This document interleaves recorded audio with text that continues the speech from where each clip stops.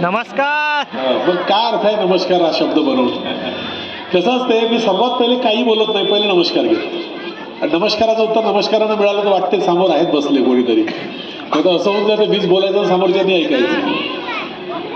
ऐकणारा पूर्ण मनानं जोपर्यंत समोर बसत नाही तोपर्यंत मी बोलत नाही. आणि जिथे जिथं ऐकणाऱ्यानं मनानं ऐकलं तिथं तिथंच चांगलं झालं. तर माझ्यापेक्षाही बोलणारे हजारो येतात, हजारो भाषणं ऐकतो आपण. टीव्हीवर तर काय, मोबाईलवर तर इतके चांगले चांगले प्रवचन येतात, पण काही कामाचे नाही. आपल्याला ते ऐकून होत नाही किंवा ऐकले तरी त्याचा उपयोग आपण करत नाही.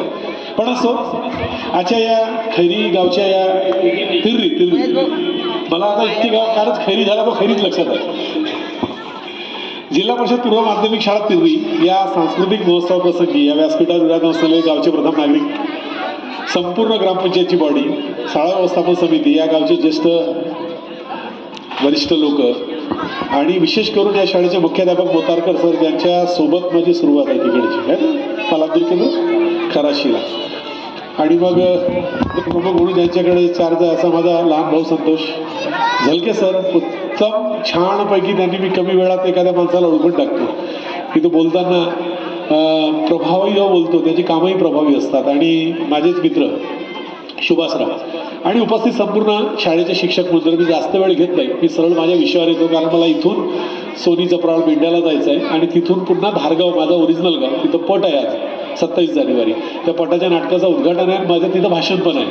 ज्या शाळेत मी शिकलो त्या शाळेच्या लोकांना मला थोडंसं पेटवायचं आहे, जागवायचं. आता ॲक्च्युली मी इथं येण्यामागचं कारण तुम्हाला सांगतो. 4-5-8 दिवसापूर्वी तुमच्या शाळेच्या समितीचे मंडळी माझ्या शाळेत आले, सहज कुठून तरी. आणि त्यांचे नेतृत्व पोलीस पाटील साहेब आहेत त्यांनी केलं. आणि आल्यानंतर त्यांनी त्या सर्व ज्या गोष्टी पाहिल्या ते एवढे भारावून गेले की सर हे शक्य आहे का? तुमच्याबद्दल आम्ही ऐकलं होतं की खराशीला तुम्ही 15 वर्ष होते, 15 वर्षात त्या शाळेचं सोनं झालं. आणि आता तुम्ही या शाळेत 2 वर्ष आलेत आणि 2 वर्षातच जो कायापालट त्यांनी पाहिला तेव्हा ते इतके भारावून गेले की त्यांना राहवलं नाही. मी त्यांना मग बरंच समजवलं, बऱ्याच गोष्टी आहेत म्हटलं. बघा होतं कसं, लोकांना कसं वाटतं की मुबारक सय्यदकडे काही जादूची गाडी असेल, जिथं गेला तिथं फिरवलं म्हणजे शाळा बदलते. पण एक लक्षात घ्या सर्व मंडळीत, शाळा एकटा गुरुजी बदलवू शकत नाही, एकटा हेडमास्तर बदलवू शकत नाही. शाळा बदलवण्यासाठी सर्व जे घटक आहेत, समाज आहे, समाजातले प्रमुख निवडलेले लोक आहेत, म्हणजेच ग्रामपंचायत आहे, त्याचबरोबर पालक, विशेष जो घटक आहे पालक, ज्याला शाळाही आणि त्याचा विद्यार्थी या दोघांनाही सांभाळायचं आहे. हे दोन्ही घटक जेव्हा एकत्र येतात तेव्हाच कुठंतरी शाळेचा विकास होतो. मग आता तो घटक केव्हा एकत्र येईल? आता तो एकत्र येण्यासाठी जे प्रयत्न करायचे असतात ते शिक्षक करतात. काही शिक्षक यशस्वी होतात, काही शिक्षक यशस्वी होत नाही. पण कदाचित मी यशस्वी झालो असेल आणि म्हणून माझी ती खराशीची शाळा महाराष्ट्रात नाही, देशात नाही, राज्यात नाही, जगात चालली गेली. आणि मग तिथं 15 वर्ष राहिल्यानंतर माझ्या 7 वर्ष नोकरीला बाकी होते, तर मनात असं आलं की आणखी एखादी शाळा करावी ना दुसरी, एखाद्या आणखी खेड्यात जाऊन बघावं ना, एखादी अशी तुटली फुटली शाळा निवडावी आणि तिचं सुद्धा सोनं करावं, जेणेकरून तिथल्या विद्यार्थ्यांचा भला होईलच, पण त्याचबरोबर इतर गावांना पण प्रेरणा मिळेल की खराशीच शक्य झालं. म्हणजे तो एकटा गाव नव्हता, तर इतरही गावात जर कोणी एखादा करायला जातो तर ते होतं. म्हणून मी पार्टीला लवकरात लवकर त्या स्वरूपात आणलं. पार्टीचं आजचं स्वरूप जर पाहिलं, मी जेव्हा जाईन झालो त्या शाळेला, मोहाडी तालुक्यात अगदी मोहाडीवरून 2-3 किलोमीटर आतमध्ये आहे चौंडेश्वरीच्या मंदिरात.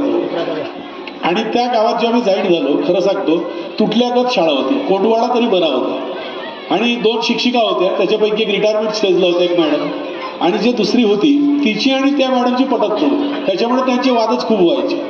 आणि त्याचे वाद सोडवण्यासाठीच लोक शाळेत यायचे, बाकी वेळेस शाळेत येत नव्हते. आणि मग त्यांनी एक पर्याय शोधला, यांच्या मागे लागून काही फायदा नाही, त्यापेक्षा आपले पोरच 3 किलोमीटर मोहाडी आहे तिथं टाकायचं. म्हणून जवळपास 75% मुलं त्या गावचे मोहाडीच्या शाळांमध्ये जायचे. कोणी कॉन्व्हेंटला जायचे, कोणी मराठी शाळात जायचे, इकडे तिकडे विखुरले होते. आणि फक्त 30 पोरं त्या शाळेत होते. तेही बिचारे मजबूर, जे कॉन्व्हेंटला पाठवू शकत नाही, ज्यांच्याकडे अपडाऊन करण्यासाठी तेवढी क्षमता नाही, त्यांची पोरं होती. मी जॉईन झाल्यावर खरंच सांगतो, कधी कधी असं वाटतं की जास्त उर्मीमध्ये माणूस जास्त मोठा निर्णय कधी घेऊन टाकते, तर कधी कधी फसतो. मी फसलो की काय बा या गावात येऊन, असं मला सुरुवातीला वाटलं. पण नंतर माझं असं लक्षात आलं की आपण जेव्हा खराशीत गेलो तेव्हा असंच होतं ना. मग ही पार्टी काय ती खराशी काय, तिथं आपण करू शकतो, तिथे का नाही करू शकत? म्हणून थोडासा जोश स्वतःमध्ये निर्माण केला, लोकांपर्यंत भेटलो, लोकांना जवळ आणलं, त्यांना पटवून सांगितलं. आणि थोडंसं खराशीचा एक लवलेश माझ्या पाठीशी होता की हा शिक्षक काही चांगला करू शकतो, याच्यावर विश्वास केला पाहिजे, त्याचा एक फायदा झाला. आणि मला त्या गावात काम करायला मिळालं. आज जे काही त्या शाळेमध्ये आहे कदाचित माझ्यापूर्वी पोलीस पाटील किंवा त्या समितीचे काही लोक आले ते बोलले असते तर त्यांनी सांगितलं असतं की शाळा कशी असावी हे त्यांनी तिथं पाहिलं. म्हणजे तिथं आज 124 पोरं आहेत. म्हणजे अचानक 1.5 वर्षामध्ये कुठून आले 70-80 पोरं. तेच त्या गावचे जाणारे वापस आले आणि जवळपासच्या 12 गावची पोरांनी ॲडमिशन केलं. आणि आता खरं सांगू, पहिलीच्या ॲडमिशनसाठी आमच्या गावचे 20 भरती पात्र आहेत, पण 50 पोरांची ॲडमिशनची अप्लिकेशन आम्हाला आली आहेत पहिल्या वर्गासाठी. म्हणजे 70चा पहिला वर्ग बनतो. जिथं पहिल्या वर्गात 10ही पोरं नव्हते, आज तिथं 70 पोरं यायला तयार आहेत. आणि सर्वात महत्त्वाचं जे इंग्रजी कॉन्व्हेंट म्हणताना, माझ्या शाळेनं मोहाडीच्या 2 कॉन्व्हेंटला बंद केलं. बंद, सतळ कुलूप लागले, नर्मदा आणि गुरुकुल. आणि आता तिसरी मोठी महान कॉन्व्हेंट आहे लोटस म्हणून, त्यानं विकायला काढली. सरळ सरळ त्यानं विकायला काढली, कारण पोरच द्यायला तयार नाही. आसपासचे पोरं सरळ माझ्या शाळेत यायला तयार आहेत. मग अशी शाळा का आहे? त्याच्यात विशेष म्हणजे त्या शाळेमध्ये काय काचाचे रस्ते आहेत का सोन्याचे मुकुट आहेत असं काही नाही. त्या शाळेमध्ये आहे उत्कृष्ट असं संस्कारी अभ्यास करणारे विद्यार्थी. मग हे विद्यार्थी पहिले तर नव्हते ना, 1-1.5 वर्षापूर्वी पूर्ण मोकाट होते, खराब होते, बदमाश होते, 30 पटावर होते, मी शाळेमध्ये येत नव्हते. मग ते कसे प्रवाहात आले? म्हणून हे सांगतो की ते पारडीचे असोत की खरा शिष्य असोत की कुठलेही असोत, विद्यार्थी हा विद्यार्थीच असतो. हा फक्त त्याला जो वातावरण देण्यात आपण कमी मागं पुढे पडतो, त्याच्यामुळे दुष्परिणाम आलेले आहेत. आणि ही गोष्ट कुठं अडचणीची आहे? आपल्या खेड्यापाड्यामध्ये. आपल्या खेड्यापाड्यामध्ये एकच शाळा असते, जिल्हा परिषदची बस, तिच्यात आपण शिकवतो. पण ज्यांच्याकडे 4 पैसे येते, ज्यांना असं वाटतं की पोरांचं थोडीशी काळजी करावी म्हणून ते त्या शाळेत विश्वास नाही ठेवत, मग ते पिवळ्या गाड्यात बसवून कुठंतरी आसपासच्या गावांमध्ये पाठवतात. काही तुमची अड्याडलाही जातात. अड्याडमध्ये जाऊन पहा, अर्धी पोरं अड्याडची अड्याडमध्ये शिकत नाही. मी चॅलेंज करतो, अड्याडची अर्धी पोरं पवणीला जातात. पवणीला जाऊन पहा, पवणीची अर्धी पोरं पवणी शिकत नाही. पवणीची अर्धी पोरं मला वाटते ब्रह्मपुरी किंवा मग नागपूरला अपडाऊन करतात. आणि नागपूरला जाऊन विचारालं तर नागपूरची अर्धी बरोबर आपण नागपूरमध्ये नाही शिकत, ते मुंबई पुण्यासारख्या मेट्रो सिटीमध्ये शिकतात. हे रियालिटी आहे. पण हे कोणाची पोरं शिकतात? ज्याच्याकडे रगड पैसा आहे. अहो, पैशावाल्याची सोडा, या अदानी अंबानीनं मध्ये चंद्रावर जागा घेतली आहे. चंद्रावरही तो शाळा खोलू शकते आणि चंद्रावरही शाळेत पाठवण्यासाठी इथं लोक आहेत, इतका पैसा आहे लोकांजवळ. मग आम्ही या तिर्रीसारख्या एखाद्या ग्रामीण भागात राहणारे, शेतीवाडी मजुरी करून जगणारे, आम्ही कसं काय हो एवढ्या मोठ्या मोठ्या शाळांमध्ये पोरांना पाठवूया का? शक्य नाही. मग आपल्या ज्या शाळा आहेत, अवेलेबल ज्या शाळा आहेत, त्या शाळेला आपण त्या कॉन्व्हेंटसारखं नाही बनवू शकत का? मी तोच मेसेज लोकांना दिला, लोकांना पटलं. आज तेच बघा ना, पारडीचे 70 मुलं जेव्हा कॉन्व्हेंटला जायचे, एका पोराच्या मागचा वार्षिक खर्च 10,000 पकडला, 7 लाख रुपये वर्षाचे जायचे. मग त्याच्यातले 1-2 लक्ष जर पारडीच्या शाळेवरच खर्च केलं, का गरज आहे कॉन्व्हेंटला पाठवण्याची? आणि सांगतो तुम्हाला, आमची जी टीम असते शिक्षकांची, सरकारी शाळांची, वेल सिलेक्टेड असते, चांगली क्वालिफाईड असते, स्पर्धा परीक्षेतून निवडून आलेली असते. पण दुर्दैव सांगतो तुम्हाला, ग्रामीण भागाला शिक्षणाची अशी अनास्था तयार झालेली आहे की ग्रामीण भागातले लोक शिक्षणाकडे लक्ष द्यायलाच तयार नाही. ते आपल्याच मस्तीमध्ये आहेत, आपल्याच गुमरीमध्ये आहेत. खरं सांगतो तुम्हाला, आपल्या ग्रामीण भागातल्या एखाद्या लोकांना विचारलं की बाबा सांगणे तुझी प्रॉपर्टी कोणती, तर तो आपली जमीन, दौलत, घर, दार, प्लॉट, हे ते, सोना नाना, बँक बॅलन्स हे सांगेल त्याची प्रॉपर्टी. पण त्याला हे माहीतच नाही की त्याची खरी प्रॉपर्टी काय. त्याची खरी प्रॉपर्टी आहे त्यानं जन्माला घातलेले मुलं, पोरं बारं, ही त्याची खरी प्रॉपर्टी. पण त्या पोराबाराची प्रॉपर्टीची चिंता नाही आम्हाला. आम्ही जसा माझा आजोबाचा बाप जगला, पोळाचा जगला, आता जगला, बाप जगला, तसंच आम्ही जगायला तयार आहोत. जग कुठच्या कुठं चालला गेला, आपण कुठं त्याचा विचार करा. चंद्रयान 4 भारत सोडणार आहे आणि चंद्रावर भारताचा माणूस जाणार आहे या वर्षात. आणि आम्ही कुठं? आम्ही अजूनही तिथं. अरे बदलायला शिका ना. नाही तुम्ही बदलले, यांना बदलावा ना. हे टिकतील कसे पुढच्या येणाऱ्या जगामध्ये? याचा कोणी विचार करते? आणि एक सांगतो दादा, माणसाला मृत्यू केव्हा चांगला येते? जेव्हा त्याची अवलाद चांगली निघते, किंवा माणूस सुखानं मरते. एखादी बाई, एखादा माणूस सुखानं मरायचा असेल ना, पोरांना चांगलं घडवा, तुम्हाला सुखानं मृत्यू येईल. नाही तर कितीही कमवलं, किती दौलत कमवली, अवलाद चांगली नाही निघाली ना, तुम्ही देवाला साकडे घालता. अरे घेऊन जा रे बाबा, हे करा, हे पाहून नाही होत. हे सत्य आहे जगातलं, हे तुम्हाला पटतच नाहीये. आणि खरं सांगू का, पहिली शाळा ही शाळा नसते, पहिली शाळा घर असते. पण आम्ही घराला शाळा नाही ठेवली. पहिला गुरुजी आई असते, पण आई कधीच गुरुजी झाली नाही. आणि पहिला हेडमास्टर बाप असतो, तो कधीच या शिक्षणाच्या बाबतीत इंटरेस्ट घेत नाही. या सर्व गोष्टींमुळे ही जी पोरं आहे हे दोषी नाही आहे, यांची काही चूक नाही. आम्ही म्हणतो बुद्धू आहे, आम्ही म्हणतो बदमाश आहे, आम्ही म्हणतो असा आहे, आम्ही म्हणतो ही तशी आहे. हे सर्व आपण केलेल्या चुकांचं, आपण केलेल्या पापांचं चित्रण आहे की ते तसे दिसतात. नाही तर यांना मी देव मानतो. हे सर्व मुलं आहेत ना देवाघरची फुलं आहेत, त्यांना फक्त दिशा द्या. तुम्ही आम्ही सर्व मिळून हे खरंच सोडूया. आणि तुम्हाला एक सांगू का, तुम्ही जिल्हा परिषदांच्या शाळावर अविश्वास करायला लागल्या, मला भंडाऱ्याच्या कलेक्टर ऑफिसला एक पत्र द्या माहितीच्या अधिकाऱ्यांनी, फक्त एवढंच विचारा की या कलेक्टर ऑफिसमध्ये असलेले क्लास 1 आणि क्लास 2 हे सर्व अधिकारी कुठल्या शाळेत शिकलेले आहेत. आम्ही हा प्रयोग केला होता खराशीवरून, तेव्हा माहीत झालं 80% लोक तिथले क्लास 1 क्लास 2 हे जिल्हा परिषद शाळेचे पोरं आहेत आणि 20% हे कुठल्या तरी इंग्लिश मिडियम कॉन्व्हेंटचे पोरं आहेत. 80% पोरं जर जिल्हा परिषदचे त्या काळातले लागू शकतात, त्या काळातले इंग्लिश मिडियमचे पोरं काही नव्हते, फक्त त्या काळात ह्याच शाळा होत्या, मग ते मुळात क्लास 1 क्लास 2 आहेत ना आणि मोठ्या प्रमाणात आहेत ना. आणि एक गोष्ट जर पाहिली, त्या काळातल्या शाळा, गावात शाळा नसायच्या त्या काळात, कुठल्या तरी पाटलाच्या घरी कुठल्या तरी देवळाच्या पडवीत शाळा भरायच्या. त्यावेळेस गुरुजीचा पगार 200-300 रुपये असायचा, त्याच्यातून त्याला खडू घ्यावं लागायचे. पोरायला बसायला साध्या तरळबट्ट्या नव्हत्या, डेस्क बेंच तर सोडा हो, छत बरोबर नव्हतं, फ्लोरिंग बरोबर नव्हती, फळ्याच्या नावाखाली सिमेंटचा कुठला तरी बनवलेला किंवा ते लाकडाचे ते स्टँडवर असलेले ते कुठले ताटल्या पाटायचे फळे असायचे. आता सुंदर बिल्डिंग, चकाकणारे रंग, मस्त फ्लोर, त्याच्यावर बेंचेस, त्याच्यावर बसणाऱ्या पोराच्या अंगावर कपडे, जुते, सॉक्स सर्व फुकट आणि पुस्तकही फुकट. आमच्या काळात 3-3 वर्ष वापरलेल्या पुस्तकं आम्ही चिपको वापरायचो. आता प्रत्येक वर्षी नवीन पुस्तकांच्या हातात. सारं काही शिक्षणासाठी तुम्हाला सरकार देत आहे, पण आम्ही सर्वच घेत आहोत, पण एकच गोष्ट नाही घेत आहोत, तो म्हणजे शिक्षण. हे सर्वात मोठी अडचण आहे आणि याच्यामध्ये आमचा दोष कुठला ते तुम्हाला समजावून सांगतो. अरे बाबा, तुम्ही पेटून उठा, तुम्ही शिक्षणाचं महत्त्व जाणा, तुम्ही आपल्या घरामध्ये शाळेचं वातावरण तयार करा, तुम्हाला कोणी रोखणार नाही. आणि तुम्ही जेव्हा शिक्षणाबद्दल पेटून उठाल ना, तेव्हा तुमच्या मुलांच्या गरजा काय तुम्हाला समजतील. कुठला विषय त्याला नाही समजत आहे, कुठली बेरीज त्याला कळत नाहीये, तिथं जाऊन पालक सभेत गर्दी करणार तर शिक्षकांना येऊन बेटा त्या गावचे शिक्षक कामाला लागल्याशिवाय राहणार नाही. पण तुमच्या दुर्लक्ष, अरे गुरुजी शिकवते, त्याला लिहून आण म्हणते, हा घरून आणतच नाही. दुसऱ्या दिवशी गुरुजी पुन्हा म्हणते, हा आणतच नाही. तिसऱ्या दिवशी गुरुजी थोडंसं मारते, तर बाप म्हणते तिकडे येऊन, हो गुरुजी काम मारल्याची माझ्या पोराला हद्द झाली. पण त्याच्या पलीकडे आता सरकार कमी नाहीये. तुमच्या अशा या उदासीनतेमुळे सरकारने मस्त निर्णय घेणं सुरू केलं. हे GR काढलं सरकारनं, म्हणजे पोराला मारायचं नाही, मारायचं तर सोडा, अरे चूप असंही म्हणायचं नाही, GRच काढलं. असा ज्या गुरुजीनं म्हणलं त्याची नोकरी गेली. आता तुम्ही म्हणा जमला आमचा, आता गुरुजीले आम्ही सोडू नाही. अरे वारे तेरी. पण लक्षात घ्या, ज्या पोराला समजा आता गुरुजीने दंडे नाही मारले, ज्या पोराला समजा आता गुरुजी नाही रागवला, तो पोरगा पोलिसांचे दंडे खाल्ल्याशिवाय राहणार नाही. 100% सत्य वाटते. आम्ही राहू नाही राहू, पण तुम्ही आपल्या पोरांचं आयुष्य त्यावेळेस पहा. अरे पहिलेच्या काळामध्ये एखादा गुरुजी ठोकून टाकायचा नाही एखाद्या पोराला, तो घरी जर रडत गेला, त्याचा बाप त्याची झोटी पकडून पुन्हा शाळेत घेऊन यायचा, म्हणायचा सर्व नक्की सूत्र आले. तो अनपड बाप आमचा अंदाज, त्याला महत्व माहीत होतं. पण आताच्या शिकल्या बापाला शिक्षणाचं महत्व नाहीये. तो जाते सरळ वर्गात, कुठं बे मास्तर बाहेर निघ, तेचपासून आमची सुरुवात आहे. मग हा मास्तर आपली इज्जत कशाला चव्हाट्यावर घालल. भाडी धस तुला येतं तर ठीक, नाही येतं तर चली. कुठं दोष आहे गुरुजीचा.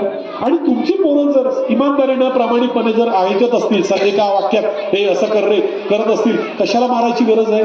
तुम्ही ऑलरेडी त्यांना लहानपणापासून एवढं बेशरम आणि लाळात सळवून ठेवलंय की ते गुरुजीलाही पेलत नाही, चिल्लर समजते.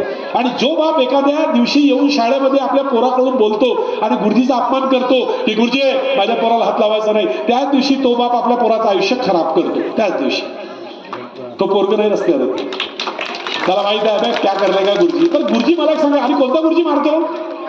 जो शिकवते ना, ज्याला तळमळ आहे ना, तोच गुरुजीचा हात तुटते. जो शिकवतच नाही तो फुकटाचा पगार करते, तो गुरुजी कधीच हात उचलत नाही. त्याला माहिती आहे शिकवलं नाही तर विचारू काय. हे सत्यच आहे, ही रियालिटी आहे. आणि म्हणून मी तुम्हाला हात जोडून सांगतो, गुरुजीला पूर्णत्व अधिकार द्यायचे आणि आपणही घरी गुरुजी बनायचं. लाड करायचं, पण लाडाच्या वेळेसच करायचं, अभ्यासाच्या वेळेस लाड करायचं नाही. ह्या सर्व गोष्टीचं फॉलोअप माझ्या पार्टीमध्ये केलं आणि 2 वर्षात ती पार्टी अशी शाळा झाली का तिला प्यायला रांगा लागत आहेत. दररोज एक गाडी, एक ट्रॅव्हल्स, कुठलं एक गाडी, जीप तिथं पाहायला पोरांना येत आहे. 2 वर्षातला बदल, शून्यातला बदल. इथं तरी बरं वाटतं, रौनक वाटते मला. आणि विचारांची रौनक आहे का. तर इथं बघा पार्टीला आले, माझा पेंडाल पाहिला या मंडळीने समितीच्या, आणि आल्याबरोबर बघा तुम्हाला सर म्हणे 4 दिवसात आमच्या शाळेत पेंडाल दिसेल. म्हणजे इच्छाशक्ती किती मजबूत आहे तुमच्या गावच्या लोकांची. मग त्या 4-2 लोकांची असून चालणार नाही ना, सर्व लोकांनी इच्छाशक्ती मजबूत बनवा ना. आणि त्याच्यासाठी काय करा, शाळेला मंदिर समजा. आम्ही फक्त देवाच्या, अल्लाच्या, याला दर्गाला, मस्जिदला, मंदिराला, याला त्यालाच महत्व देतो. आणि खरी देव जे आहेत, जिवंत देव, त्यांना आम्ही महत्व देत नाही. आणि इथंच आम्ही मागे गेलो. काय गरज आहे. त्या शिर्डीच्या साईबाबाच्या संस्थानाचा जेव्हा वार्षिक हिशोब होते ना, तसं 1-1.5 महिना लागते पैसे मोजायला. एवढ्या मशीन्स कामाला लागतात की सुस्ती नाही. कुठं जातो तो पैसा. आम्ही कुठे असते ना देतो, नाही बाबा भगवान सुखी ठेवल, नाही बाबा भगवान आम्हाला निरोगी ठेवल. मग मला एक सांगा बरं, कोरोना आल्यावर सर्वात पहिले कोण दरवाजे बंद करून बसला? भगवानच बसला. कोणी लक्ष नहीं दिलं त्या गोष्टीकडे. सबसे पहिले दरवाजे किसके बंद हुए? ये मंदिर मस्जिद के हुए ना. भगवान सबसे पहिले गायब झाला. मग मला अब मेरे पास कुछ नहीं है तुम्हारे लिए. सर्वात पहिले तो बंद करायला. आणि दुर्दैव बघा आमच्या देशाचे, जेव्हा कोरोना संपत आला तेव्हा सर्वात पहिले काय उघडलं माहिती आहे? दारूची दुकानं या देशात. देशही मोठा महान आहे आमचा. सर्वात पहिले उघडली काय? दारूची दुकानं. आणि त्या दारूच्या दुकानामध्ये जी गर्दी झाली, कारण दारू पिणारे लोक कावरले होते, कोरोनात काही दारू भेटली नव्हती.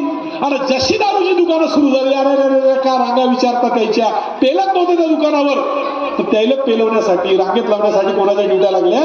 मास्तराईच्या. हा आमचा भारत देश महान. बघा आता सांगा बरं. आणि त्याच्या पलीकडे सांगतो, हे तुम्ही दुर्लक्ष करून राहिला शिक्षणाकडे. शासनालाही माहित आहे जेवढ्या शाळा बंद होत, मी स्पष्ट बोलतो, जेवढ्या शाळा बंद होतील तेवढा त्यांचा फायदा आहे ना. गुरुजीचा पगार द्यायची गरज नाही, बिल्डिंगा बांधायची गरज नाही, कंपाऊंड बांधायची गरज नाही, ग्राउंड करायची गरज नाही. है ना पैसा इनके पास, भेजते ना पीली गाडी में बैठा के, देते ना पैसे 15-20 लाख 1000 रुपये त्या महिन्याचे त्या आपल्या घरून प्रायव्हेट शाळेने. माहिती आहे सरकारला, म्हणून सरकारनं काय केलं? एक निघाणा धरला. गुरुजीला शिकवू द्यायचं नाही. बहुत दिवसांना निघाणा सुरू आहे, तुम्हाला माहित नाहीये. पहिलेच गुरुजी नाहीये.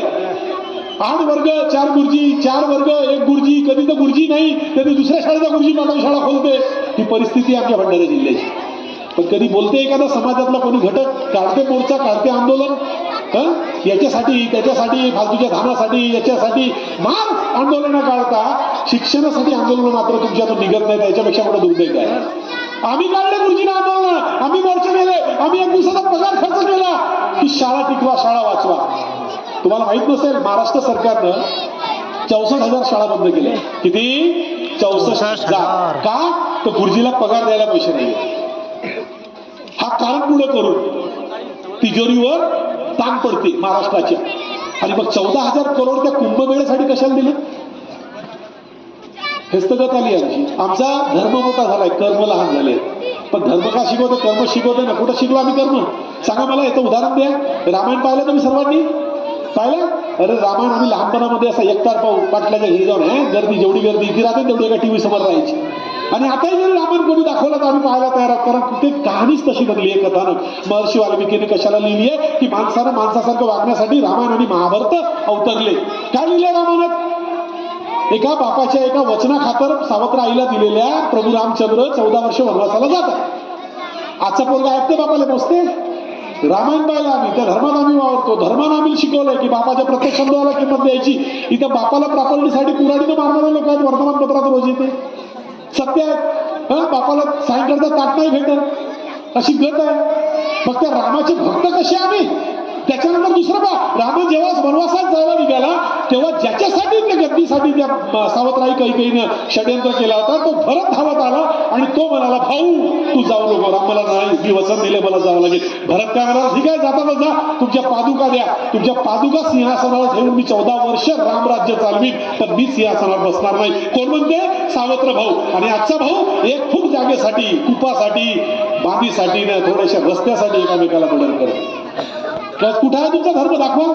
तुमचंच नाही, आमच्या मुस्लिम धर्मामध्ये ते चालत आहे, बुद्ध धर्मातही ते चालत आहे. धर्म इतके सुंदर असतात, पण खऱ्या अर्थानं आम्ही धर्म शिकलो नाही आणि त्याच्यामुळे हे कर्म करायला लागले. कोणत्या धर्मात लिहिल्यावर व्यसन करा, कोणत्या धर्मात लिहिल्यावर खर्र खा, कोणत्या धर्मात लिहिल्या दारू पिऊन रस्त्यावर पडा, कुत्रा हुगेपर्यंत?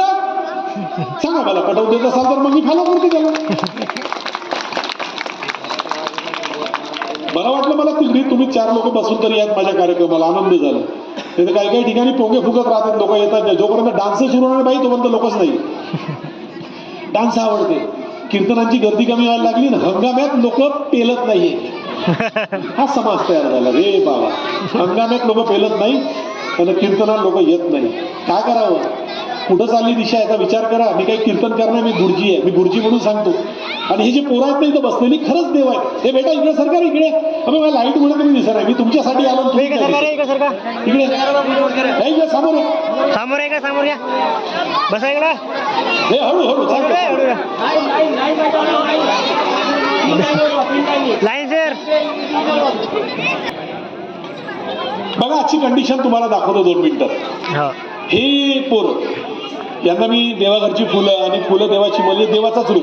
हे मावशी हे लुगडेवाली गुलाबी, हे गुलाबी साडी माझी, तू तर फुल मॉल मध्ये आहेस आता. थांब ना, तू नाचो ना पहिले, ऐक ना.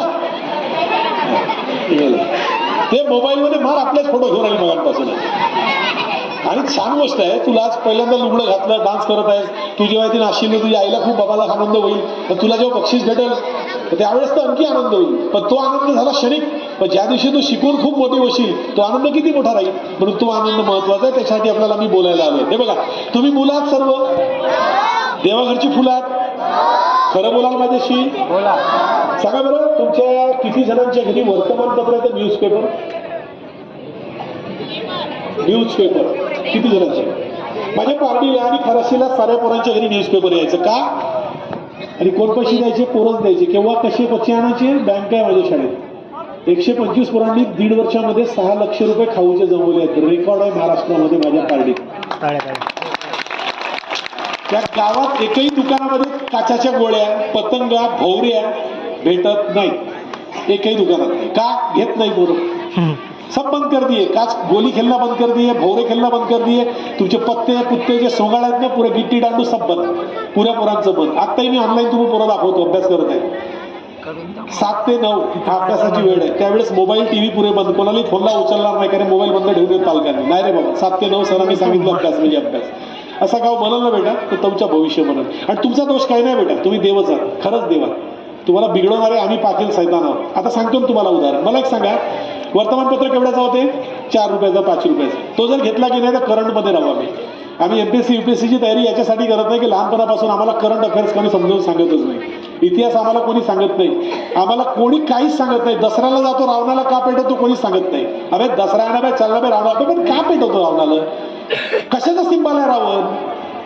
वाईटाचा, ईर्षेचा, वासनेचा सिंबल आहे म्हणून त्याला पेटवतो. पण तुम्हाला सांगू का, आजकालचा रावण जेव्हा आम्ही पेटवतो ना, पहिलेचा रावण उग्र बसायचा बनायचा. पेंटर त्याला बनवायचा ना, असा वाटायचा का आता मरून राहिला, तसा उग्रतेनं पाहायचा. आताचा रावण कितीही पेंटर प्रयत्न करते उग्र बनवायचा, पण तो लमचा हसतानाच दिसते. का हसते तो? कारण त्याला माहित आहे मला कितीही पेटवतील, म्हणजे याचा प्रतीक म्हणून ईर्षेचा, वासनेचा, रागाचा, याचा त्याचा प्रतीक म्हणून मला जरी पेटवते, पण या साऱ्या चुकीच्या गुण हे घेऊन जातात स्वतः माणसं आपल्याजवळ. त्या सर्व रावणाची गुण आपल्यात असतात. रावणाचे 10 तोंड तर 10 दुर्गुण, त्या 10 पेक्षा 20 दुर्गुण आमच्यामध्ये शिरले आहेत. मग अशा वेळेस तुम्हाला एक सांगतो, सर्वात महत्वाचं, या पोरांचं आयुष्य कुठे आहे ते सांगतो. आता बघा, वर्तमानपत्र घेत नाही, त्याच्यामुळे करंट अफेअर्स माहित नाही, त्याच्यामुळे आजचा दिनविशेष माहित नाही. आज का स्पेशल ऑफ डे माहित आहे? पारडीच्या पोरांनी याच्यावर अर्धा तासपर्यंत आज स्पेशल डे साजरा केला. आजच्या दिनविशेषवर पारडीच्या मुलांनी, की जगामध्ये आज कोणता दिनविशेष आहे, काय घडलं होतं, त्याच्यावर चर्चा, त्याच्यावर नॉलेज, त्याच्यावर जनरल नॉलेज ऐकलं. तुमच्या समितीनं पाहिलं त्या पोरांचं बोलणं का? तर ते भरून पेपर वाचून आले होते, डिस्कस केलं, सर असं झालं तसं झालं, अमुक घटना. आता 1 मिनिट इकडे लक्ष द्या, माझ्याकडे पाहाल का तिकडे पाहाल? आता लक्ष द्या. आता दुसऱ्या प्रश्नाची उत्तर द्या. वर्तमानपत्र ठीक आहे, कोणाच्या घरी नाहीये. तुमच्यापैकी किती लोकांचे आई वडील खर्रे तंबाखू खातात? हातवर करा बरं, घाबरायचं नाही. चला करा, करा ना, घाबरता कशाला, करा. ऐकलंय तुम्ही पण करा. हे पोरींनो, खरं बोलायचं, देवाघरची मुलं. कोणाकोणाचे आई वडील खर्रे तंबाखू खाते? हातवर करा, घाबरायचं नाही. करा करा बेटा, करा. शाबास, खरं बोलायचं.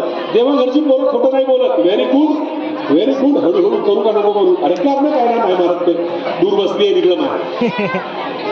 हा बघा प्रमाण बघा. आणि खर्रा होते केवढ्याचा रे? हात खाली करा. सारा माहित आहे ते. काऊन हात आणा जाते ना घेवाले. बाबाई मोठ्या ताबान सांगते, जाते माझं नाव सांगतो, चांगला घोटाला लावजो, चुना चांगला मारायला लावजो, तंबाखू जास्त टाकायला लावजो, मोठा तावान सांगते. आणि आजकालच्या या लोकाईला बिना खर्र खाल्यानं हागाले नाही लागे. सत्य आहे ना? हो, असे नमुने मी खेळत राहिलो. 12 वर्ष मुरबाडी तुपकर, 15 वर्ष आता या खराशीला, आणि आता पारडी माझ्या मोवाडी जवळ असल्यामुळे मी जवळच आहोत. म्हणून खेड्याच्या संस्कृतीशी मी जुळलो. असे नमुने आहेत की समजा रात्रीला तंबाखू नाही भेटली तर रात शेजारच्या लोकांच्या घरे ठोकू ठोकू दरवाजे ठोकते. तर दे रे भाऊ थोडीशी, दे रे भाऊ उतरच नाही म्हणते ते. असे नमुने पैदा झाले. आणि चांगलं खायचं म्हटलं तर होत नाही. आता मला एक सांगा, खर्रा 30 रुपयाचा. एका दिवशी सरासरी 24 तासात म्हणून 2 खर्रे खातो. 60 रुपये खर्रा गेले 24 तासात, तर एका महिन्यात किती झाले? सायंत्रिक 1800 रुपये. एका आठवड्यात किती झाले? हिशोब काढून टाका किती पैसे खर्ऱ्यावर मायबाप खर्च करतात. पण पोराला एक पेपर लावून देईन याच्यासाठी पैसे नाही. दुसरा सांगतो त्याच्या पलीकडे, एखादा गुरुजी चांगलं शिकवू द्या. 2 महिन्यात नोटबुक भरू दे एखाद्या गुरुजीचं शिकवलेलं, आणि पोरगा बापाला नोटबुक घेऊन बापा माझा नोटबुक भरला, तर तो बाप का म्हणते बघ असा कोणता मास्तर उभे ती खाओ बे हा शिकव ना, आताच तर घेऊन दिलं तर 2 महिन्या पहिले नोटबुक. पण त्या मूर्खाला एवढं नाही समजत की तो खरंच मास्तर चांगला आहे म्हणून त्याने 2 महिन्यात तुझा नोटबुक भरवला. 2 का मी 6 घेऊन देईन शिकरे बेटा असा म्हणणारा समाज नाहीये. तुम्हाला तो कोरा नोटबुक ठेवणारा गुरुजी चालते, स्पष्ट सांगतो मी. हे वाईट परिस्थिती आहे. एक आमच्या जिल्ह्यामध्ये एक गुरुजी होता, कोणत्या तालुक्यात होता नाही सांगणार, त्याला आमचे गुरुजी ओळखते. तो 12 वर्षापर्यंत एका शाळेत राहिला आणि इतका दारुड्या होता, कधी शिकवलं नाही तर इतका पेऊन यायचा सकाळी, की जागेवर पॅन्टात लग्न करून टाकायचा, मागे वर्गात झोपून जायचा. पण 12 वर्ष त्याची बदली नाही झाली त्या गावातून. का? तो एकटा दारू थोडीच येतो का? समजलं मला म्हणणं? हा, त्या गावातल्या 10-14-15 लोकांना दारू पाहिजे. आणि जेव्हा त्याच्या बदलीचा विषय म्हणून काढला तर हे दारुडे त्याच्यासोबतचे कोणता आमच्या मास्तराला हात लावाल हे सामोरे यायचे. हे रियालिटी आहे. म्हणून खरं सांगतो, काटकोनात नमस्कार करणाऱ्या गुरुजीवर भाळून जाऊ नका. जो येऊन पोरांमध्ये मिसळतो तो गुरुजी चांगला. पण आम्हाला कोणता गुरुजी आवडतोय? अजिबात मोठा मग नको जाऊ शाळेत ये इकडं. आणि काही तर नमुने असे आहेत, ते खो कबड्डीच्या टीम काढून सकाळी आमचे गुरुजी येते. खो खो शिकवला म्हणजे झाला, मग तिकडे शिकवला नाही शाळा तरी चालते. पण आम्ही त्यालाच कौतुक करतो ना, का सकाळीच पहाटे ये. अबे हो पहाटे पण दिवसभर होता ना, माझ्यावर होता ना. अशी गत आहे आमची. मी स्पष्ट बोलतो, वाईट वाटत ते सत्य पाहिलंय मी. म्हणून माझं म्हणणं आहे की जो मेहनत घेतो, पोरांसोबत राहतो, तोच खरा गुरुजी. म्हणून अशा गुरुजीसोबत आम्ही राहिलं पाहिजे. आता दुसरा प्रश्न विचारतो. हे बेटा, तुम्ही मस्त हातवर केले होते, तुम्ही खरंच देवासारखे पोरात, खोटं बोलत नाही. आणि मला पुन्हा तपासायचं, तुम्ही खरंच खोटं बोलता की सत्य बोलता? सांगा बरं. तुमच्यापैकी किती जणांना शिव्या येतात? हातवर करा. आणि हो करा ना, घाबरायचं नाही. बढिया शाबास. कोणी नाही तुमचा दोष नाहीये बेटा, तुमचा दोष नाहीये. शिव्या येतात, तुमचा दोष नाहीये. करा, हातवर करा, मला शिव्या येतात. शाबास, व्हेरी गुड. आता हात खाली करा, हात खाली करा. मला एक सांगा, ह्या शिव्या तुम्हाला कोण शिकवल्या? सांगा. या गुरुजीनं का त्या गुरुजीनं का त्या एखाद्या मॅडमनं? सांगा कोणी शिकवलं? सांगा शिव्या. सांगा ना, एखादा गुरुजी शिव्या शिकवते, मग आम्ही कसं म्हणतो? एखाद्यानं शिव्या दिल्या, कोणता मास्तर शिकवते का तुला? आम्ही डायरेक्ट चुकीचा आरोप गुरुजीवर. आणि चांगलं काम करू द्या एखाद्या पोरानं, कोणाचा पोरगा हो मोठा चांगला, मग गुरुजी नाही. मग जाऊ द्या, तुमची इच्छा, ज्याला श्रेय द्यायचं द्या. पण मला सांगा, शिव्या कुठून शिकल्या? सांगा बरं, बोला. हा, व्हेरी गुड. तो म्हणला घरून. कुठून? सत्यच आहे, घरूनच शिकल्या. तुमची शिवी दिखवणारे तुमचे मायबाप, यांचा दोघांचा झगडा झाला. हे काही व्याकरणात नाही बोलत. हे बायको नवऱ्याची माय बहीण घेते, नवरा बायकोची माय बहीण घेते. एवढी सुस्तीच नाही राहिली. हे पोरं ऐकत आहे काय घेत ते. त्याच्या पलीकडे सांगतो, आमच्या खेड्यातल्या बायांची महानता. मला शिव्या द्यायला तर चालेल बायावर, पण तुमच्या बोलण्याच्या 2 बायाचा झगडा झाला तर बाकी बोलण्याच्या बाया घराचा कामधंदा सोडून पुरा झगडा ऐकत त्यांनी जुगार राहते. हे सत्य. आणि यायला मोठा, आणि त्या दोघ्या झगडल्यामध्ये यायला मोठा आनंद वाटतो. हा असून आनंद येते यायला. त्या झगडावा, लटा बोलावा, यायला मारावा, यायला मोठा ताव. आणि ह्या पावाला जमा होतात तर त्या दोघीलाही जास्त ताव येते. अरे आले जमा झाले लोक, मग मी कायले कमी पडू? तेही म्हणते, तेही वटागुटते, मी कायले कमी पडू? आणि अशा रंगारंगाच्या शिवाय देतात ह्या बाया. आणि अशा वेळेस एखाद्या बाईचा पोरगा येते, लहानसा, भूक लागली राहते, आई स्वयंपाक करणार, चाललं मग भूक लागली, थांबणं भाड्या ऐकू नाही दे. हे आमची, मी पाहिले डोळ्याने, मी पाहिले असं त्या पोरावर भडकते, आणि ऐकू नाही दे, निस्ता भूकसाळ लागते याले.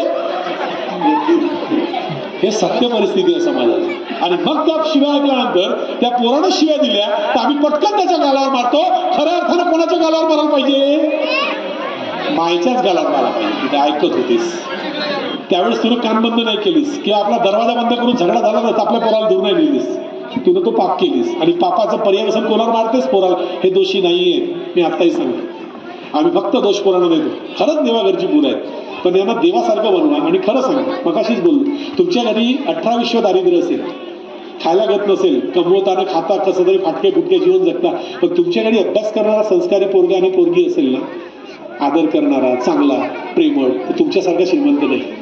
तुमच्या घरी करोडोची दौलत आहे, पण बिघडलेली औलाद आहे, तर तुमच्यासारखा गरीब नाही. हे सत्य परिस्थिती आजच्या चित्राची. आणि म्हणून जेवढा आम्ही त्याच्यातच माना, जेवढं त्याचं समाधान माना. आणि आमचं आयुष्य झालं ना हो, आपलं झालं ना. आता आपलं रिटर्न बॅक टू पॅव्हेलियन चाललो आपण. हा, मशान घाटीकडे जाण्याचे मार्ग आपले दिवस हळूहळू येतात. आता दिवस यांचे तुम्ही जगून गेले, पण यांना चांगलं जगवायचं आहे.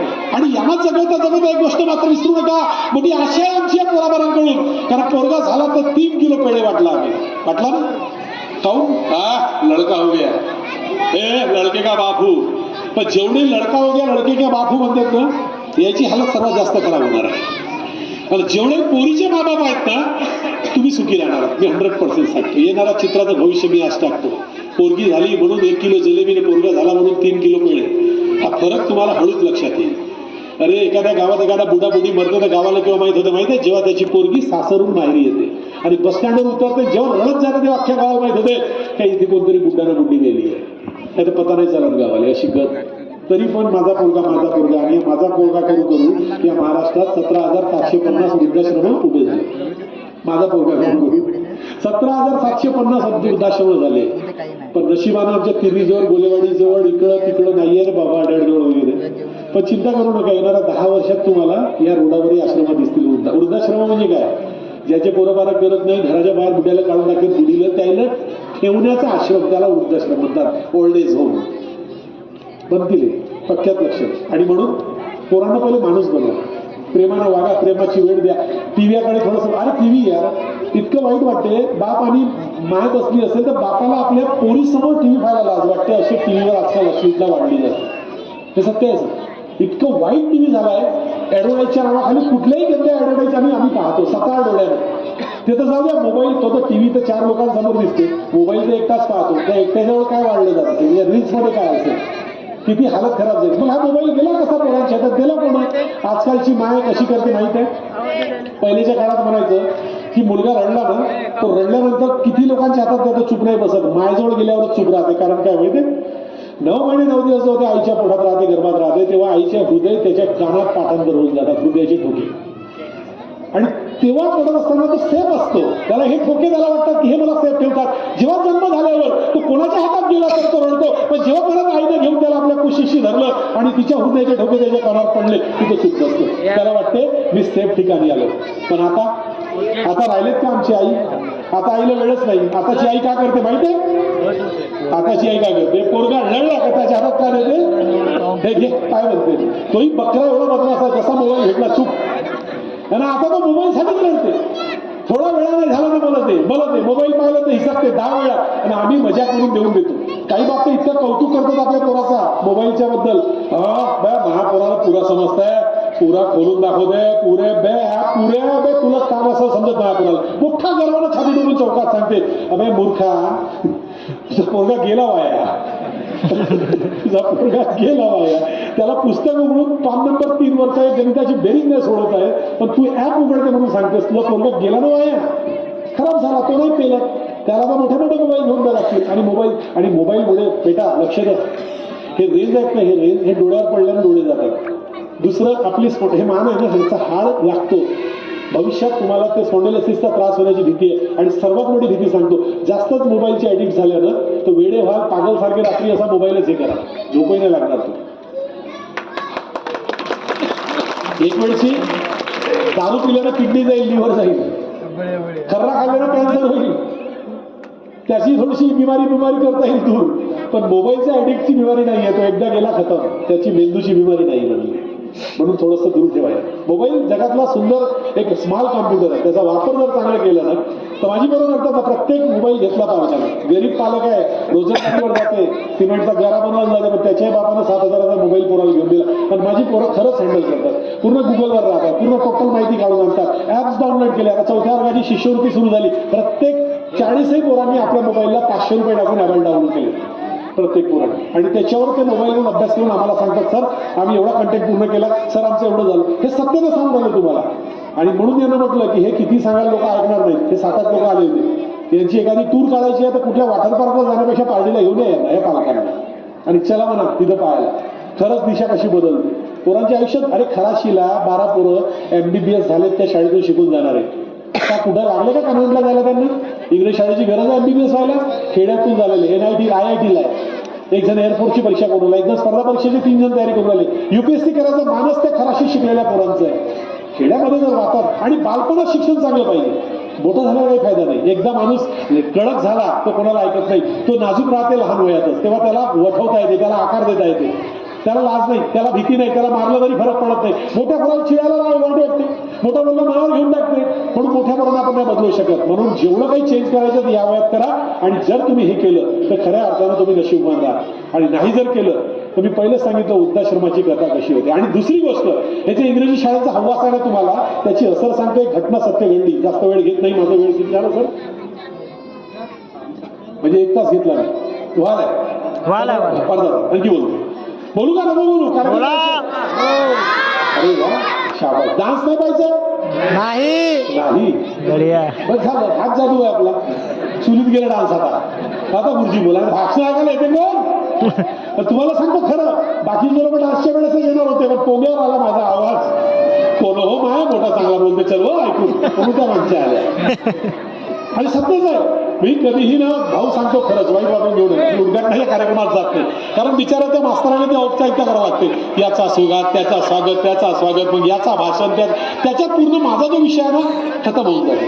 पण आता तुम्हाला आवडला ना की माझा विषय हा महत्वाचा होता एकदा. बाकीचं काय चालत राहील, जिंदगी भर सुनते रहेंगे, करते रहेंगे. पण आज यांना डोस देणं गरजेचं होतं मला. आणि नशिबानं तुम्ही टीम चांगली आहे तुमच्या शाळेला. हे बघा, फक्त साथ द्यायला सुरू करा. देवळाला आमच्या गावच्या देवळाची पारडीची दानपेटी शाळेत आणून ठेवली आहे. पाहिली ना कुठं कोण कोण आले होते? पाहिली दानपेटी? सांगा इमानदारीनं. शाळेत आणून ठेवली आहे दानपेटी. आणि मी आज खोलली दानपेटी. 15 दिवसानंतर 4,500 रुपये झाले दानपेटीत. आम्हाला माहित नाही कोण टाकले. 4,500 रुपये दानपेटीत झाले. सांगा बरं, लागलेत देव खरा मंदिर समजायला लागला. अरे ज्ञानाचाच मंदिर खरं मंदिर आहे, कारण इथं देव घडतात. आणि जिथं चांगले पोरं ते देवासारखे म्हणतो ना आपण. एखादा माणूस सांग मोठा देवासारखा आहे हो, म्हणतो ना आपण. देव आणि आपल्यात काय फरक? आणि देव आपल्यातच आहे. चांगलं करा देव, वाईट करा सैतान. आपणच तोंडाने म्हणतो, एखादा चांगला देव म्हणतो, वाईट असं हे किती नालायक सैतान आहे म्हणतो ना आपण. म्हणतो की नाही म्हणतो? म्हणून हे सत्य आहे का? आणि मी काय झालंय, मला शिक्षक म्हणून भूमिका मिळाली. मी नाट्य क्षेत्रात खूप मोठं काम केलं. मी खराशीला येण्यापूर्वी कंपनीच्या नाटकावर जायचं. फेमस कलाकार होतो. मुरमाडी तुपकरमध्ये असताना तिथं पटाच्या नाटकं व्हायच्या. त्या पटाच्या नाटकात गावातलेच लोक कलाकार घ्यायचे. आणि मी कुवारा होतो, नवीन लागलो होतो. माझी रूम खाली असायची. तर गुरुजीच्या रूमवर तालीम करून बसतं. चाई भेटते गुरुजीकडून आणि प्रांतिक करत गुरुजी. तर ते पुढे गावातले कलाकार त्या माझ्या रूमवर यायचे. मग आम्ही नाटकीची प्रांतिक करता त्याच्या लक्षात आलं, हा तर मोठा चांगली डायलॉग मारते, मग यानेच रोल देवा ना. तर मला ऍक्च्युअली त्या मुरमाडी तुपकरवाल्यांनी कलाकार बनवला. आणि मला मग आता मी उंच पुरा होतो, त्यावेळेस खूप हेल्दी होतो. 112 किलो वजन होता माझा जेव्हा मी लागलो होतो नोकरीवर. आता कमी झाला, 88 किलो आहे. आता या धावपळीमुळे कमी झाला आणि कमी करणं आवश्यक आहे, कारण 50च्या वर माणूस गेल्यावर वजन कमी केलं पाहिजे. 112 किलो वजन होतं. आणि तो दिसतही असा होता की मला हिरो नाही बनवत. नाटकात नटी होती, भेटत नाही एवढ्या साईजची. म्हणून मला ते काय बनवत, खलनायक. मग दाखू मानसिंग, दारदासिंग दरोडा, त्या नाटकाचे नावं, आणि ते मला बनवायचे. आणि मग मी ते नाटक करायची. आता त्या नाटकामध्ये माझा आवाज, माझी पर्सनॅलिटी, माझी ऍक्टिंग पाहून बरेच लोक खुश झाले. पण माझी माहिती, माझी प्रशंसा त्या वळसा रंगभूमीमध्ये गेली आणि तिथल्या लोकांनी मला ऑफर दिली. आणि मग मी म्हणलं चला कुवाराचा वेळ येईल, असं टाइमपास मस्त जायचं. मी हलकंच काही नाटकं करायला गेलो. पण एक खासियत आहे माझी, मी जीवनामध्ये एकच गोष्ट शिकलो, जिथं हात टाकावं त्याच्या शिखरावर पोहोचावं, अर्ध्यात सोडायचं नाही. मी गुरुजीने तेच म्हणतो, तू हिरो तक बनोगे जब उसको आखिरी तक, उसके लास्ट एंड तक जाओगे. आणि मी ठरवलं की मी छोटा मोठा खलनायक आहे, टॉपचा खलनायक म्हणून दाखवेल. टॉपचा बनलो. 2008 मध्ये जेव्हा मी नाट्यक्षेत्र सोडलो त्यावेळेस माझी नाईट 5,500 रुपये नाईट होती. 4 मेकअप चोपडायचे, 4 एंट्र्या मारायचं, निघायचं. एक भूक नाटक होती, भूक त्या काळात. त्या भूक नाटकाचे जवळपास 250 प्रयोग मी केले एकट्यानं खलनायकचे. आणि विचार करा, कुणीला 5,500 रुपये किती कमवले असेल. मी पगारी नाही पडत एका दिवसाचा तेवढा. एवढी कमाई माझी होती त्या क्षेत्रात. पण खराशीला जेव्हा आलो तेव्हा मला वाटलं नाही रे बाबा, खलनायकात नाटकाचा तर खलनायक होऊ शकलो, पण इथं मात्र शिक्षणाचा हिरो होता येते मला. आणि म्हणून मी तो नाट्यक्षेत्र सोडला आणि या क्षेत्रात वळलो. आणि जी माहिती शिकलो, जो काही ज्ञान मी त्या नाट्यक्षेत्रातून शिकलो, तो तुमच्याशिवाय सांगतो. त्या नाट्यक्षेत्रामुळे मला भाषणाचे कौशल्य आले. त्या नाट्यक्षेत्रामुळेच विद्यार्थ्यांना कसं शिकवावं, कसं घडवावं ही कला मला मिळाली. आणि त्याच्यामुळे मी सांगतो, कितीही बदमाश माझ्या समोर आणा, मी त्याला 2 दिवसात चांगला पोरगा बनवून दाखवू शकतो. माहित नाही, गाड गिफ्ट आहे मला. 2 दिवसात करून दाखवतो त्याला चांगला. तो तुम्हाला चांगला अक्कल सांगेल असा बनेल. फक्त त्याला जिंकण्याचं, त्याला आणि सांगतो, विद्यार्थ्यांना कधी शिकवता येत नाही. तुम कोण होते हिंदू पढाने वाले, एवढे हुशार आहेत. यांना फक्त शिकण्यासाठी तयार करावं लागतं, एवढंच. गुरुजीचं काम तेवढंच आहे. We are only lighthouse. We can give light for that ship which is in the trouble in the sea. जे एखादी जहाज पाण्यामध्ये एखाद्या वादळात सापलं असतं ना, त्याला किनारा दाखवण्यासाठी जहाज किनाऱ्यावर लाईट हाऊस असतात, दीपस्तंभ, ते असे जहाजावर लाईट पडत राहतात आणि तो लाईट त्या जहाजाला दिसते आणि त्या वादळाला फाईट करून तो जहाज किनाऱ्याकडे येतो. तर आम्ही फक्त लाईट हाऊस आहोत. आम्ही दिशा दाखवू शकतो, आम्ही मार्ग दाखवू शकतो. पण कोणाला? जो मार्गावर चालायला तयार झाला त्यालाच ना. रस्ता कोणाला दाखवला जातो? रस्त्यावर निघाला एखाद्या गावात जायला त्यालाच रस्ता दाखवाल नाही. घरी बसून आहे त्याला रस्ता दाखवाल का? आम्ही घरी बसून आहोत. म्हणून बाहेर निघा, प्रयत्न करा, शाळेत वर्दळ निर्माण करा, गाव सुंदर बनवा. हे भाईवे दावे झगडे भांडण राजकारण चुलीत टाका. राजकारणाने कोणाचा एखाद्याचा भला झाला असेल तर मला सांगा.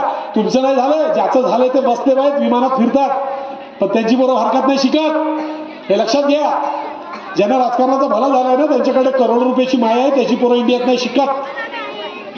आणि आम्ही ज्यांना हिरो बनवलं त्यांची पोरं आम्ही बनवणारे, आम्ही मात्र मरगडीत आहोत. आमची हालत अशी. पण आम्हाला कोणाची गरज नाही. एक लक्षात घ्या, माझ्या गावची शाळा आज ज्यांची पोरं त्यांच्यासाठी महत्वाची जरी असेल, पण उद्या ज्यांची पोरं येणार आहेत त्यांच्यासाठी सर्वात जास्त महत्वाची अशी शाळा बनवा. आणि म्हणून तुम्हाला हात जोडून विनंती करतो, शिक्षकांना विश्वास ठेवा. आणि दुसरं, समितीमध्ये जे लोक आहेत त्यांनी तेव्हा समितीमध्ये राहा जर तुम्ही शाळेसाठी रात दिवस झटत असाल. माझ्या गावची लोक कामावून आली सायंकाळी, पूर्ण बिचारे शेती मजुरीवाले, सायंकाळी 2 तास शाळेत घालवतात. माझी शाळा तालुक्यातून मुख्यमंत्री सुंदर शाळेमध्ये प्रथम आली आहे. आणि परवा माझं जिल्ह्याचं मूल्यांकन आहे. बघा, ज्या शाळेत साध्या 2 खुर्च्या नव्हत्या, एक फळा नव्हता, दरवाजे ठीक नव्हते, खिडक्या नव्हत्या, फ्लोरिंग नव्हती, भुतायला जागा नव्हती, प्यायला बोरिंगचं पाणी पोरं पेत होते, तीच शाळा 2 वर्षात मुख्यमंत्री सुंदर शाळेमध्ये तालुक्यात मोहाडीत अव्वल आहे. आणि मी तुम्हाला गॅरंटी देतो, पहिल्या 3 मध्ये जिल्ह्यात माझी शाळा राहणार. कोणामुळे? माझ्या एकट्यामुळे नाही. परवा माझं मूल्यांकन आहे आणि मी फिरून राहिलो का? माझे पालक आहेत ना, टेन्शन नाही. सरा मग आता आले असते माझ्यासोबत, आज येतात बऱ्याच जागी. सरा सरमध्ये तुमच्यासोबत मजा येते भाषण ऐकायला, पण आज नाही आले. मी एकटाच आलो कारमध्ये. इथून मला आणखी इकडे जायचं एकटा जंगलात, तिकडून पुन्हा जंगल क्रॉस करून वापस यायचं. पण ते नाही आले का? तर ते शाळेमध्ये उरल्या सुरल्या गोष्टी कंप्लेंट करत आहेत. 12-1 वाजेपर्यंत थांबतात. CCTV लागल्यात, मी इथूनच मोबाईलमध्ये शाळा पाहू शकतो 2 मिनिटात. नेट पॅक मारलाय, काय काय ते सांगतो शाळेमध्ये. प्रत्येक वर्गात स्मार्ट बोर्ड आहे. फळा आणि खडू नाही, डायरेक्ट स्क्रीन फळाच बनते. चित्र फळ्यावर मला प्रतापगड शिकवायचा आहे, टच केला इकडे व्हिडिओ प्रतापगडाचा, इथं पेन चालते. पोरं पाहतात आणि शिकतात. आणि पाहिल्यानं पोरं लवकर शिकतात ऐकण्यापेक्षा. माहिती आहे, दृक्क श्राव्य यंत्र जे म्हणतो ना, त्याच्यात सर्वात जास्त पाहण्याची क्रिया माणसाला जास्त ज्ञान देते, लवकर पटते ती गोष्ट. ते तर जाऊ द्या हो, माझ्या पालकांचं एवढं प्रेम आहे शाळेवर. आम्ही एक सहल काढली आता 1 महिन्यापूर्वी. कुठं? संभाजीनगर, म्हणजे याचं औरंगाबाद नाव आहे. आणि त्याच्या पलीकडं मग पैठण आहे. आणि येता येता सिंदखेड राजा जिजाबाईचा माहेर आणि मग लोणार, जगप्रसिद्ध सरोवर, हे सर्व पाहून आला. आम्ही 5 दिवसाची सहल काढली. 1 बस लाल बसमध्ये पोरं आणि 3 ट्रॅव्हल्समध्ये पालक. विचार करा, 4 बसेस गेल्या पार्टीवरून, 3 ट्रॅव्हल्समध्ये पालक, एका बसमध्ये पूर्ण. चल सर, शेतीवाडी बंद, अब घूम के आएंगे, दुनिया देखेंगे, बच्चों को दिखाएंगे. आम्ही नाही.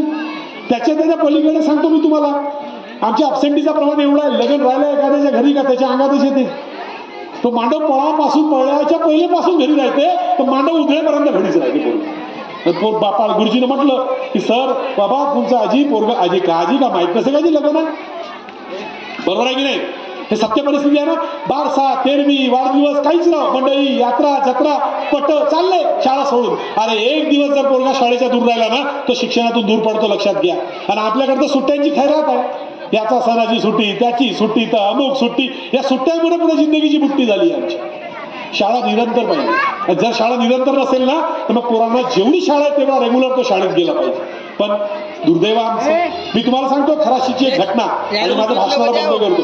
खराशीमध्ये डान्सिंग गर्ल्स, मला माहिती आहे तुम्ही मेकअपमध्ये तयार आहात, तुम्हाला असं वाटतं कपकप नाचणं आहे म्हणजे, पण या नाचण्यापेक्षा जीवनाचं नृत्य मोठा महत्वाचा बेटा. त्याच्याकडे लक्ष द्या. हे पोरी, तुम्ही बोलत आहात तिकडचे, मग अशी हात वर केलं खर्यासाठी मायबापाचे दोस्त सांगायला.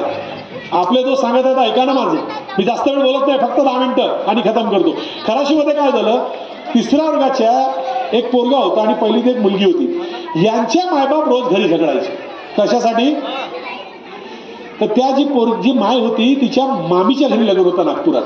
त्या मामीने तिला फोन केलं होतं, भासी ये जो लवकर, कामं गिमं करू लागतो, मग कपडे लत्ते घेईन तुले पोरा भरायले. तर भासीच्या अंगात आला लग्न. पण जो तिचा नवरा होता तो पोराचा बाप तो म्हणे तू जा सुट्टी मागायला, मी नाही जात, मास्तर दे नाही. त्याच्यात गुरुजी मोठा बदमाश आहे, तो असा 2-3 दिवसाच्या सुट्ट्या नाही, लग्नाची देईल तर देईल, तू जा बाबा. तू हा जात नव्हता म्हणून त्याच्या मागा लागायची, त्यांचे झगडे व्हायचे. रोज सायंकाळी तो कामावर लागायचे, काऊन नाही गेल्या, काऊन नाही सुट्टी मागल्या गुरुजीला, मग मला जावं नसे का, माझ्या मामीने एवढं नवसानं मला बोलवलं, तुम्हाला काय. त्याच्या शेजाऱ्याने तो ऐकलं आणि तो मला शाळेत सांगायला आला, सर मला अशी भानगड झाली, तुम्ही थोडंसं घरी जाऊन पहा. मी जेव्हा त्याच्या घरी गेलो, काऊनजी म्हणलं काऊन झगडतायची शाळेबद्दल, अशी नाही तर काय त्याची म्हणते, माझ्या मामीने एवढं लग्नाची मला आमंत्रण दिलं म्हणते ना, हे सुट्टी नाही मागत म्हणते, काढायला म्हणते गेलो तर हे पोरा भरायला म्हणते, जायला होतं 2-3 दिवस शाळा, असं का म्हणजे शाळा शिकल्यानंतर बार ते कावरायला लागले. म्हणलं ठीक आहे ठीक आहे ठीक आहे. तेव्हा त्याला विचारलं, भाऊ म्हणलं तुझ्या घरी एवढं काही लग्न वगैरे झाला का, येते या खराशी. तो का म्हणते होजी म्हणते, मागच्याच वर्षी माझ्या भावाचं लग्न झाला. अच्छा का म्हणलं. तेव्हा हिची मामी केव्हाली म्हणलं, आजी हिची मामी लग्नाच्या वेळेस आली, खाल्लं हात धुतलं वापस गेली, कारण ते याच्या पोराचे क्लास होते म्हणते तिच्या मामीच्या. मग शहरातल्या मामीच्या पोराचे क्लास म्हणजे सोन्याचे, आणि या खेड्यातल्या गरीब भाषेच्या पोराची शाळा म्हणजे चिल्लर काय. म्हणून समजा थोडंसं लक्षात घ्या, तुम्हाला किंमत नाहीये. तिथं रिक्षावालाही पोरगा शहरातला जर असेल ना त्याचा पोरगा, तोही अभ्यासाबद्दल जागरूक आहे. नाही तर हालत अशी आहे, पाटलाचाही पोरगा तसा आणि त्या मजुराचाही पोरगा तसा, एकाच सारखे. केव्हा बदलाल तुम्ही, आणि नाही बदलाल ना तर भोग भोगाल. लक्षात घ्या. आणि पोरांनो लक्षात घ्या रे, हे कोणासाठी करायचं.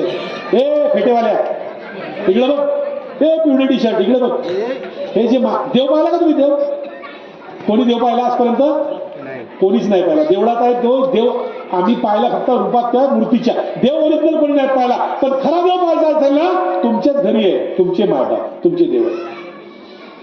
तुम्ही त्यांना देव नाही समजत, समजता देव त्यांना. अरे ज्यानं मायबापाला देव समजलं तो खरा माणूस. ज्यानं जन्माला घातलं, अरे मायबाप कसे असतात बेटा लक्षात घ्या. त्यांची इच्छा नाहीये की ते श्रावण बाळासारख्या 2 टोपल्यामध्ये बसवून 4 धाम फिरवून आणाल तुम्ही, काही गरज नाही. सुखानं जगा एवढीच इच्छा आहे. पण त्यांची एक इच्छा आहे की माझ्या पोरामुळे माझी नाक नाही कटली पाहिजे, माझ्या पोरीमुळे माझी नाक नाही कटली पाहिजे. काय काय नाही करत रे तुमचे मायबाप तुमच्यासाठी. हो रात्र मेहनत करतात, उन्हात तानात मेहनत करतात, ताप आला ना एखादी गोळी खाऊन झोपून जातात. पण तुम्हाला कमी जास्त झाला की नाही, हे टेस्ट कर, तो डॉक्टर कर, तो बदलव, मुंबई दे, नागपूर दे, सोडत नाही तुम्हाला पूर्ण बरे होईपर्यंत. मग कर्ज काढतील, इलाजासाठी काहीही करतील, काही गाण ठेवतील, पण तुम्हाला दुरुस्त करतात. दुसरं, तुमच्या अंगावर कधी फाटले कपडे पाहत आपण लगेच तिगड लावलेले उले कसेही नाही घेईन मी यावर्षी, माझ्या पोराला घेऊन द्या, अशी माय असा बाप राहते.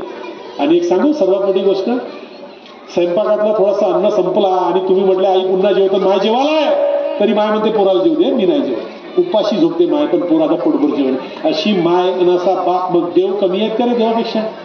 अरे देवापेक्षा मोठ्या आहेत. मग अशा देवाचे स्वप्न पूर्ण करावे.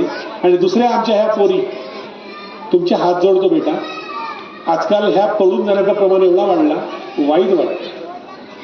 ज्या मायबापानं एवढा वर्ष लहानाचं मोठं केलं, सोन्यासारखं जगवलं, त्याच मापाची नाक न त्या मायाची मान खाली करायला काहीच नाही वाटत. चालल्या भूतासारख्या पडून. तर जाताय कोणासोबत, अशा नीच नालायकासोबत ज्याची अवकात नाही तुमच्या घरी हात मागायची आणायची. कोण पळवून देते, ज्याची अवकात नाहीये तुम्हाला लग्न करून देण्याची, तुमच्या घरी जाऊन हात मागण्याची, तोच पळवून देते ना. आणि जाता वापस येतात 1 वर्षात लाता मारून त्याला. कारण की तुम्हाला तो स्वप्न दाखवते पडताना, चंद्र आणि तारे आणि अबे भाड्याच्या बैला सायंकाळी स्वयंपाकासाठी भाजीपाला आण, ती अवकात नाही चालल्या. म्हणून तुमचे हातपाय जोडतो, पायावर उभे सक्षम म्हणा, आणि मग जा, ज्याला पडून घ्यायचं पडून जा, पण पायावर उभे. लक्षात घ्या, आपला चुकीचं आयुष्य करू नका, तुमचे हात जोडतो. ठीक आहे. आणि पोरांना विनंती, ठर्रा आता ड्रग्स पवनी तालुक्यात खूप मोठ्या प्रमाणात ड्रग्सचं प्रमाण वाढलं. पोरं बाहेर चालले, ते 9वी 10वी 8वीचे पोरं ते खायला लागले काहीतरी पांढरा पावडर. अरे रे रे रे देवा. माहिती आहे तुम्हाला, त्या नागपूरला कॅन्सर हॉस्पिटल आहे. पहिलेच्या काळात मी 10 वर्षापूर्वी जायचो माझ्या वाढदिवसाला फळं वाटायला, तर त्या ठिकाणी 500 बेड होते, 500 पैकी 10, 20, 30 भरले राहायचे, एवढेच पेशंट राहायचे, बाकी खाली. आता जाऊन बघा, 1000 बेड आहेत, 1000ही पॅक आहेत, आणि बाहेर 500 लोक वेटिंगमध्ये आहेत. मग किती प्रमाण वाढला कॅन्सरचा. आणि कॅन्सरची बिमारी इतकी वाईट बिमारी आहे, माणूस मरायची इच्छा करते तरी मरत नाही. आणि इतकी त्याची म्हणजे हाल होते, इतका त्याला त्रास होते. त्याच्या इलाजासाठी माहिती आहे, माणसाला पेटवतात, तुम्हाला माहित नसेल, माणसाला पेटवतात, त्याचे केसापासून पूर्ण पेटते माहिती आहे तुम्हाला. म्हणजे अंदरचे तो खोळा पेटवण्यासाठी माणसाला जिवंत पेटवतात आतमधून. मग अशी गत करायची आहे का आमची. म्हणून सोडा खरं खाणं. आणि मग अशी बोललो मी, माय आणि बाप कमी नाहीये, मायही कमी नाहीये खरं खाण्यात. आता विचारलं का नाही कोणाकोणाच्या माय खाते, पण नाही विचारणार. तुम्ही पोल खुलून जाईल इथे, पोल खुलून जाईल. अरे बाबा, खेड्यापाड्यात बायकांचा खर्च प्रमाण खूप वाढला. हे कायची हालत आहे. मी खराशी लावतो, दिगोरीवरून जात होतो एका भाषणाला. त्या दिगोरीमध्ये टी पॉइंट आहे असा, तिथे पांढेले वगैरे आहेत. मी असा टर्निंग मारला तर एक मित्र माझा तिथे उभा होता. त्याचा रोना सुरू होता. तो मनाच्या ब्रेकमध्ये चाय प्यायला आला. त्याने मला आवाज दिला, मुबारकीमध्ये चाय पिऊ. म्हणजे चहा पिलं. तो पैसे द्यायला गेला खर्रेवाल्याला, तर खर्रेवाल्याने त्याला 12 खर्रे बांधून दिलं. मी म्हणलं मर्शीला ते नाला का 12 खर्रे खाते सगळा. म्हणते माय नोए, हा त्या पाठीवरच्या माऊलीचे होत. त्या रोजी मग ठरवतात पहिले खर्रा चारतील द्या सांग, तेव्हाचे ते नाव द्या. कोणाला बोलू मग? अरे आईला जेव्हा मी देव म्हटलं तर मग देवासारखी वागणं ना. बापाला मी महादेव म्हटलं तर तू तरी महादेवासारखं वागणार आहे. घरी नाही बसा बाप, झाला कामावून थोडा वेळ हातपाय धुतलं, चालला माझ्या घराला चौकात. याच्या टवाळक्या त्याच्या गोष्टी. अबे घरी बस आपल्या पोरासोबत 1 तास तू बस. आणि मायला पोरं पेलत नाही, बापाला पेलते पण याला वेळ नाहीये. सत्य सांगतो. आणि दुसरं, जे माय एखादी शिकवायला जाते का नाही, पण तिला समजा नाही ऐकला पोरात एखादी कंटनात मारते, तर हा बकरा आजीच्या मागे लागते जाऊन. ते आजी आळवी येते, ना नातवाला मारायचं नाही म्हणते, तूच मोठी शिकलीस ना म्हणते, आलीच ती मारायला म्हणते. हे आज्याही अशा आहेत. अहो लाड करा आज्यांनो, पण एवढ्या लाडात त्याला आंधळा करू नका, त्याचं आयुष्य आंधळा होईल. त्यावेळेस आजी नाही लावायचा. माय शिकवत आहे ना, आजीला स्पष्ट व्हायचा, मग लाता खा. आता थोडा वेळ तुम्ही आजी नाही, जेव्हा शिकून होईल तेव्हा तुम्ही आजी. आता ह्या साऱ्या गोष्टी सांगायला रिअल बोलतो मी, तुमच्यातच राहिलो ना. आणखी का पाहिजे? हे ज्याला समजलेलं त्यांनी भलं केलं, ज्यांना नाही समजले ते गेले. म्हणून सोना चांदी दौलत मंगळसूत्र 4 तोळ्याचा काही कामाचा नाही. हा मंगळसूत्र सुंदर पाहिजे. हा सोना, हा माझा सोन्या करताना याला ओरिजिनल सोना बनवा. आणि बनतो. हे बघा कसे ऐकून राहिले, हे कसे बघा ना, आम्ही पाहून राहिले नाही करा शे आलू फेराले भूताल नाही उठून राहिले ते. मग हे वाईट आहेत का? हे नाही आहेत वाईट, हे चांगले आहेत. फक्त आम्हीच त्यांना तसं म्हणून एक व्रत करा, एक विचार मांडा. हे तो व्यासपीठावर सर्व लोक आहेत, तुम्हाला हात जोडतो. प्रत्येक जण या मंदिराला सजवण्याचा प्रयत्न करा. आणि एक दिवस वेळ मिळून पार्टीला या. मी तुम्हाला आणखी मंत्र देतो. कामं करत असाल, चांगली टीम आहे, जलदी चांगला बोलू. सर तर रिटायर होत आहेत, ठीक आहे. यांच्यानंतर कोणी आणखी येते, जाता जाता सर एक चांगलं प्रमाणित कार्य करून जा. जिंदगी भरत मी याद रखते अपने आपको गुरु जी को, गुरु भगवान का रूप होता है भाई. गुरु भगवान का रूप है. गुरु ब्रह्मा गुरु विष्णू गुरुदेव महेश्वरा, गुरु साक्षात परब्रह्म तस्मै नमः गुरुदेव नमः. गुरुजी आणि भगवानात काही फरक नाहीये. लक्षात आलं? मी तर अपघातानं I don't want be teacher, मी चुकीने गुरुजी बनलो. पण गुरुजी बनल्यावर लक्षात आलं की जगातला सर्वात मोठा सुंदर पेशा मला मिळाला. माझी इच्छा होती एअरफोर्समध्ये जायची, पण मी नाही जाऊ शकलो. पण मी हजारो पोरांना पाठवू शकतो. म्हणजे किती मोठा काम झाला माझ्या हातून. म्हणून त्या गुरुजी पेशात जो जगतो ना, ते म्हातारे होऊन जातील तरी आपल्या गुरुजीला नाही विसरणार. आमचे पुतळे नाही बनणार, पण आम्ही इथं राहू. आम्ही आजही आठवतो आमचा जुना गुरुजी. बाकी नाही लक्षात राहणार आम्हाला, हायस्कूलचे कॉलेजचे. आमचा प्रायमरी गुरुजी लक्षात आहे, कारण त्यानं मातीच्या आकाराला सुंदर मातीच्या गोळ्याला आकार दिला त्या गुरुजीने. म्हणून नशिबानं आहोत आपण की आपण छोट्या पोरांचे गुरुजी आहोत. पण दुर्दैवानं काय झालं, आमच्या देशामध्ये लहान शाळांकडे पाहण्याचा दृष्टिकोन, मोठ्या मोठ्या वरच्या कॉलेज पाहाल तर काचाचे आहेत. आणि हालत आमच्या शाळांची अशी आहे, इलेक्ट्रिक बिल भरायला पैसे नाही आहे. साध्या वर्ग खोल्या येतात तर त्या 2 वर्षात घडतात. आम्ही इंग्रजांना शिवा देतो, नालायक होते. पण इंग्रजांचा बांधलेला वैगंगा नदीचा पूल आताही तोडाची अवकात नाही आमची. जेव्हा आम्ही बांधला तो 2 वेळा पडला. असे मान बनवले आम्ही आमच्या देशात. भ्रष्टाचारात आमच्या देशाचा नंबर 174 वर आलेला आहे. तर आम्ही काय पैदा काय करून राहिला आम्ही देशामध्ये. म्हटलं आजकाल आम्ही पैसे खर्च करून डॉक्टर बनवतो. तो डॉक्टर काय करतो, एखादा मेलाला पेशंट, तो किती गरीब राहो, साला त्याची बॉडी 3 दिवस नाही देत. आधी जीव आहे म्हणते, आता नाही जीव आहे म्हणते. 3 दिवसाचा रेट वाढवते, 30 हजार. असे डॉक्टर जन्माला आले. मग कुठं जाणार हो तुम्ही? आणि शेवटचं सांगतो, कोरोनानं तुम्हाला दाखवून दिलं की माणसा तेरी किंमत नाही है रे भाई, चिल्लर आहे तू. मर गए कोरोना में, चेहरा नाही पाहिला कोणी, नेऊन कोटी फेकला, कोटी दाबला, पताही नाही चालला. सारं जैसा था वैसा रह गया. मरतो तो 1 रुपया वर ठेवते, तोही काढून टाकते. और कफन में जेब नहीं होते मेरे भाई. मत आग भूको इतनी. इसलिए जितना मिला है उसमें समाधान मानो और अपने साथ साथ दूसरों को अच्छा बनाओ. और जो दूसरों की सेवा करता है ना, वो भगवान की सेवा करता है. ध्यान में रखना. मला खूप पुण्य मिळते, कारण माझ्यामुळे इथं आल्यामुळे 10 पोरं जरी बनले ना, झाला ना, मी करोडो रुपयाचा पुण्य कमवला. आणि एखादा गरीबाचा पोरगा साधा चपराशी जरी बनला ना, त्याच्या पिढीमध्ये दुसरा कधी घमेला पावडा पकडायचा नाही. चांगलं शिक्षण होईल, त्याची पिढीच बदलेल. एक पिढी बदलते. आणि सांगतो सर, मर्डर करणं परवडलं, रागात होऊन जाते एखाद्याचा. पण एखाद्या पिढीचं नुकसान आपल्या हाताने झालं, त्याच्यासारखा मोठा पाप नाही. त्याला मर्डरची सजा हा जज देते कोर्टात बसलेला, पण पिढीचं नुकसान करण्याची सजा मात्र तो वरचा जज देते. म्हणून आपल्याला त्याला घाबरायचंय. पण जेवढं चांगलं होते तेवढं करण्याचा प्रयत्न करता, एवढंच बोलतो. आणि जाता जाता एवढंच सांगतो की फळा फुलांचा मळा पाहिजे. बाबासाहेब आंबेडकरांच्या 4 ओळी आहेत, त्याच्यानंतर भाषण संपवतो की फळा फुलांचा मळा पाहिजे, समाजाचा लढा पाहिजे. एक वेळचं मंदिर मस्जिद नसतील तरी चालेल गावात, पण सुंदर अशी आदर्श शाळा पाहिजे, आदर्श शाळा. थँक्यू. जय हिंद, जय भारत.